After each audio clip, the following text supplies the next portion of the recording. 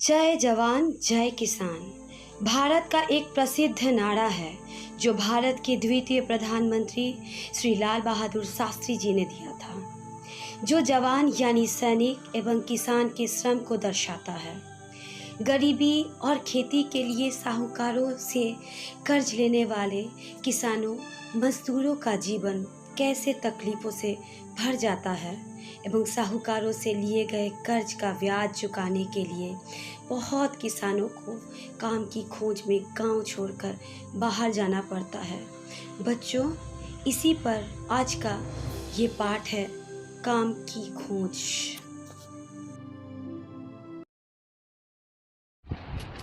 अरे मास्टर साहब कहाँ जा रहे हैं?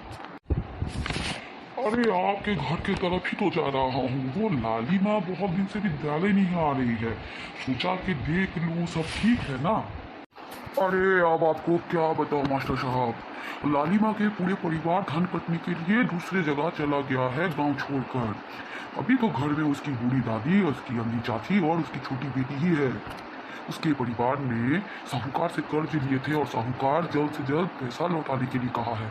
इसीलिए गांव में 40 से 45 परिवार अभी दूसरे गांव में गया है धान कटने के लिए। अरे ये तो काफी दुख की खबर है। ये लालिमा का पढ़ाई तो छूट जाएगी, अब कब वो लौटेगी, उसका पाठ तो आगे बढ़ जाएगी विद्यालय में, वो क्या करेगी। वेलकम टू माय क्लास मेरे प्यारे बच्चों। जैसे कि आप बोर्ड में देख सकते हो, आज मैं क्लास 5 के पर्यावरण अध्ययन का पार्ट 2 जिसका नाम है काम की खोज, इस पर बात करने वाली हूँ। शीर्षक से ही आप अंदाजा लगा सकते हैं हम लोग किस बारे में चर्चा करने वाले हैं, बात करने वाले। इस कहानी में हम लोग साहूकार के बारे में जानते हैं और कर्मा परब के बारे में जानते हैं। साहूकार कौन होते हैं? साहूकार वो व्यक्ति होता है जो व्यक्तिगत तौर पर कर्ज मुहैया करवाता है। वो बैंक या अन्य वित्तीय संस्थानों से ज़्यादा ब्याज वसूलता है। वो बैंक रहित क्षेत्र में कर्ज मुहैया कराता है। हम सबको पता है, पर्व हो या शादी या बीमारी, सब चीज़ के लिए और रोटी कपड़ा मकान, इसके लिए पैसों की ज़रूरत पड़ती है। लेकिन अगर हम लोगों के पास काम नहीं रहेगी तो हम लोग को आमदनी नहीं होगी, और जब हम लोग के पास आमदनी नहीं होगी तो हम लोग का घर कैसे चलेगा। वैसे स्थिति में हम लोग को उधार लेने की आवश्यकता पड़ती है। उसके बाद हम लोग कर्मा पर्व पर बात करेंगे। कर्मा पर्व के बारे में तो आप लोग जानते ही हैं, झारखंड में रहते हैं तो हम लोग कर्मा पर्व के बारे में तो जरूर जानते हैं। कर्मा पर्व यहाँ के एक मुख्य पर्व माना जाता है। सिर्फ झारखंड ही नहीं, बिहार, छत्तीसगढ़, पश्चिम बंगाल का ये एक मुख्य त्योहार है।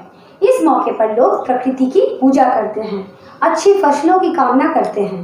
कर्मा को आदिवासी संस्कृति का प्रतीक माना गया है। परंपरा के मुताबिक खेतों में बोई गई फसलें बर्बाद ना हो, इसलिए ये पूजा मुख्यतः की जाती है। अच्छी फसलों की कामना भी की जाती है। इस कहानी में लालिमा नाम की एक छोटी बच्ची का परिवार का कहानी बताया गया है। तो आज एक बच्ची लालिमा, जिसके घर में कर्मा पूजा का तैयारी बड़ी धूमधाम से चल रही है।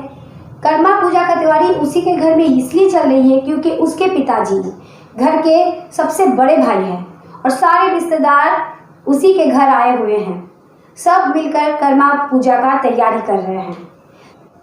लालिमा के पिताजी गांव में बड़े किसानों के खेतों में मजदूरी का काम करते हैं। इस बार बरसात कम होने के कारण खेतों में फसल वैसा उगाई नहीं हो पाई है जैसा होना चाहिए, और ऐसे में उन लोगों का परिवार कैसे चल पाएगा, आमदनी कैसे हो पाएगी। तो उन्हें साहूकार लेना पड़ता है, और साहूकार गांव में मीटिंग बुलाकर वैसे व्यक्तियों को चेतावनी देकर जाते हैं कि जल्द से जल्द तुम लोग मेरा कर्ज को वापस करो। तो अब ये क्या करेंगे?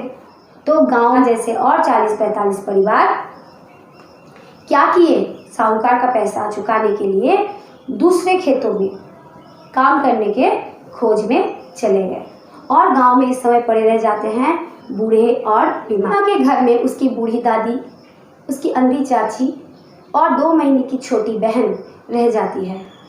लालिमा या लालिमा के परिवार के लोग तो इस कारण से भी बहुत दुखी रहेंगे और चिंतित भी रहेंगे कि उन लोगों के ना रहने पर इन लोगों का क्या होगा, इसका देखभाल कौन करेगा, क्योंकि बड़े बुजुर्ग से लेकर बीमार और बच्चे सभी को अपनों की ज़रूरत पड़ती है।